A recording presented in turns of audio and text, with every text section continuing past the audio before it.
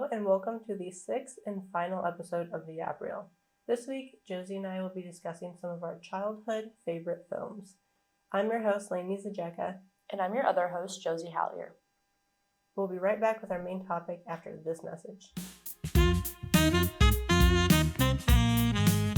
Spring Fling returns this semester on April 8th. This year's event will take place at Whiskey Ridge in Tonganoxie from 8 p.m. until 11. The event is free to all USM students, and there will be small appetizers, games, music, and dancing, as well as a cash bar for those over 21. Check out SGA's social media for more information.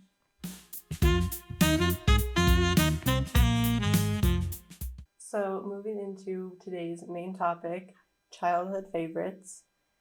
I was thinking maybe we'd start with some animated favorites. Oh, yeah. I mean, all the ones I have listed right now are animated favorites, but we can find. I'll find something else. So I'm gonna go ahead with the childhood favorite for me was Aladdin. Disney's Aladdin was my favorite movie. I remember going to my grandparents' house and watching it on the VHS, and as soon as the movie was over, I would be asking my grandparents to rewind it again and then again and again. Something about that movie I really loved. The story is just so great. I really love the genie, and I guess Aladdin was probably my childhood crush, and that would be a big reason why I love that movie a lot. That's completely valid. One of my childhood favorites, another Disney princess, was Tangled. She was next on my list. I love Tangled so much. The movie is so special to me. Probably had a bit of a crush on Fun Rider as well. Mm-hmm. And yeah, it was a really special film for me when I was little. Both me and my mom really loved the film. And I remember anytime it comes on TV, she's always so excited to watch it. It was always fun to have a Disney princess that it looked like me, blonde, green eyes. I was like, that's me. And there's the thing that Mother Gothel and Rapunzel do where it's I love you more, I love you most. Which, kind of toxic since it's between them, but my mom and I started doing it after watching it. That's really cute. So that's why Tangled kind of has a special place in my heart. What about you, Josie? Right. So Tangled also has a special place in my heart with my mom as well. I remember she took me on a date and she was like, we can go see whatever movie you want. And Tangled had been out and I was like, we have to go see this movie immediately. And I remember just watching that movie with my mom and it was just so special to me. And that movie is also a movie that will make me cry every single time I watch it, especially the part where Flynn says, did I ever tell you I have a thing for brunettes? Oh, Flynn. And the lantern. Yes, the lantern scene. So I want to go to something like that where they release lanterns in the sky. It's always been a dream of mine ever since seeing Tangled. I need to have my Disney princess moment. That would be so much fun. Right.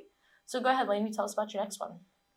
So another one of my animated favorites is probably Up. Another one that is a favorite of both me and my mom. And it's one of those movies where you watch it and parts of it just become part of your vocabulary from now on. We're always it's a talking dog. And when we get distracted by something, squirrel. Mm-hmm. And so, yeah, that's kind of why it's one of my favorites. It's just so present in my life, I guess, kind of the way that it has a hold on us, and both me and my mom love it. Right. Yeah.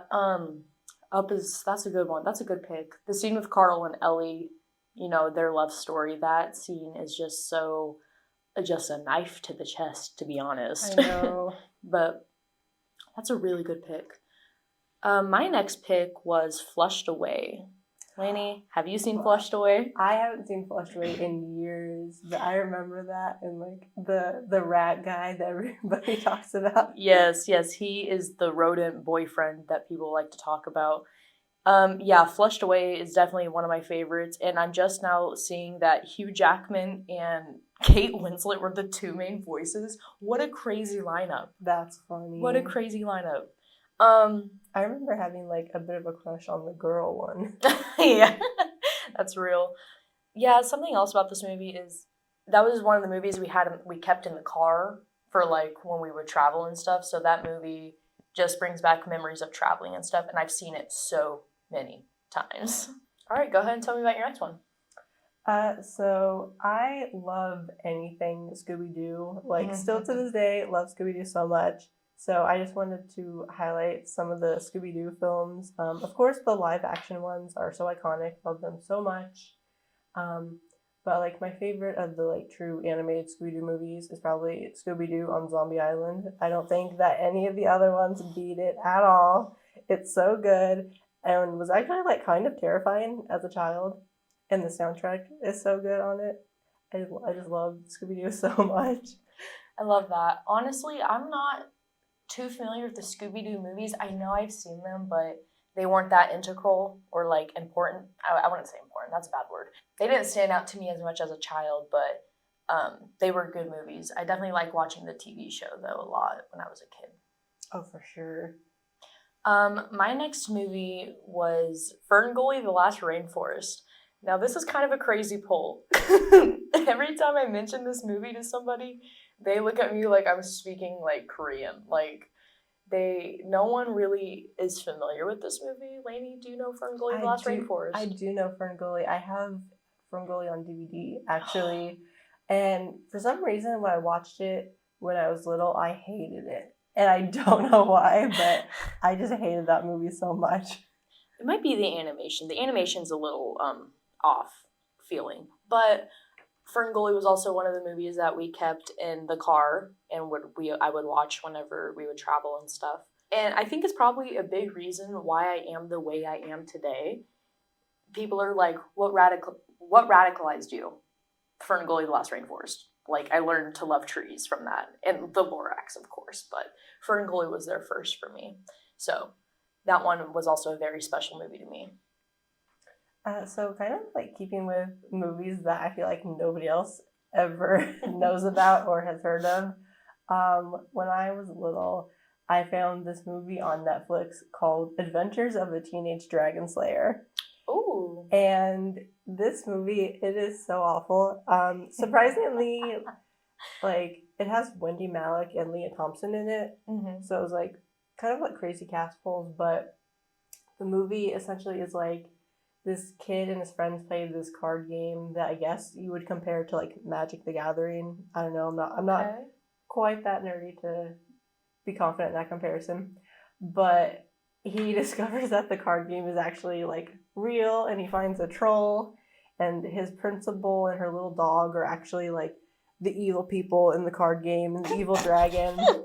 And it is such a crazy movie, and there's like this one scene that always sticks out to me where so the kid is like in the sewer, and then his bully like throws smoke bombs at him, and he passes out from the smoke inhalation. Yeah, totally. And the troll saves him. And he has the kid's radio, and he turns it on, and he's like, damn, this is a good song. And he just starts dancing to it, and the montage of him dancing is so crazy. You know, it is so funny. This is gonna have to go on my watch list because this sounds awesome. Honestly, to me. It's just an awful movie, but I love it so much. I love a good bad movie. I really do. Not going to another bad movie. This one I think is honestly 5 stars. The SpongeBob SquarePants movie, 2004. This is one where someone stole King Neptune's crown, and then SpongeBob and Patrick have to go to Shell City to reclaim that, to unfreeze Mr. Krabs. Because of course they do, right? Right, of course. This movie holds special in my heart because one of my really good friends, when we were little, we'd have sleepovers like twice a week, and literally we would watch this movie every time we would have a sleepover. We thought the David Hasselhoff scene was like peak comedy, where he shoots them out of his chest into the ocean. Oh God, I remember or that. even just like him swimming, and then the big villain guy sticks his boots into David Hasselhoff's butt, and he goes, "Whoa, take it easy back there, fellas." Oh, I thought that was like the funniest thing to ever happen, and honestly, kind of is. So that's kind of a live action if you include David Hasselhoff. I'll take it. It's valid. So another one of my favorites, The Parent Trap. The one with Lindsay Lohan, of course. Yes. I remember being so disappointed when I found out that she didn't actually have a twin.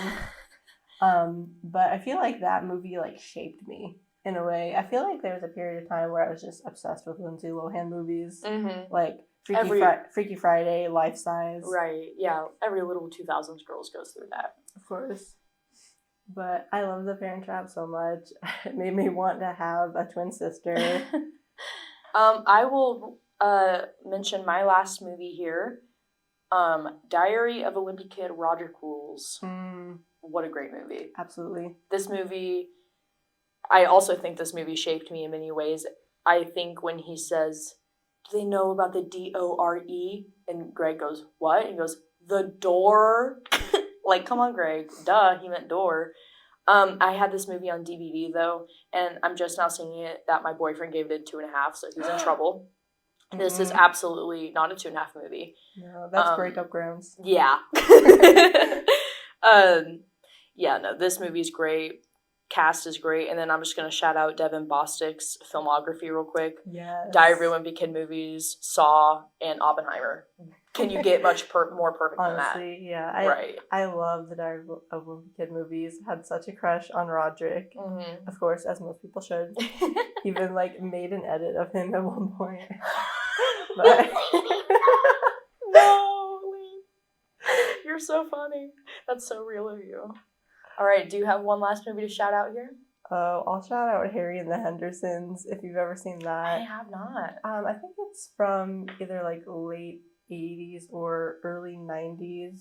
Yeah, so Harry and the Henderson is from 1987. It stars John Lithgow. And essentially, John Lithgow and his family, they're out on a road trip, and they hit a Bigfoot. And so naturally, they take him home. Right. What else would you do? Right, yeah. Hello. And so, yeah, they get into just crazy shenanigans, living with the Bigfoot, and, like, trying to hide him from the people in the town. And it's actually, like, a really cute, sweet, funny movie. Other people might not find it to be that good, but I love it a lot. Holds a special place in my heart, for sure. Well, that is a crazy poll, but... maybe I'll watch this. I don't know. His face is kind of scary looking, but you should watch it. Maybe honestly. I should. Look at him. Honestly, like he's like endearing. For those of you that are listening, we are talking about the Bigfoot that is in this movie. Is his name Harry? Yeah. Oh, okay. Well, he's Harry. Right. Of course. Duh. Makes sense. All right.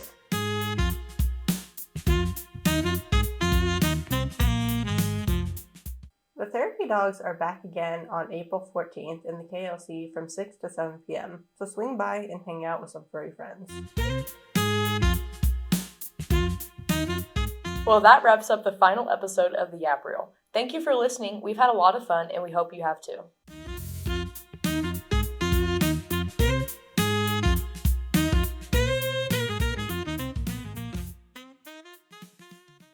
I guess that's it. Guess that's it.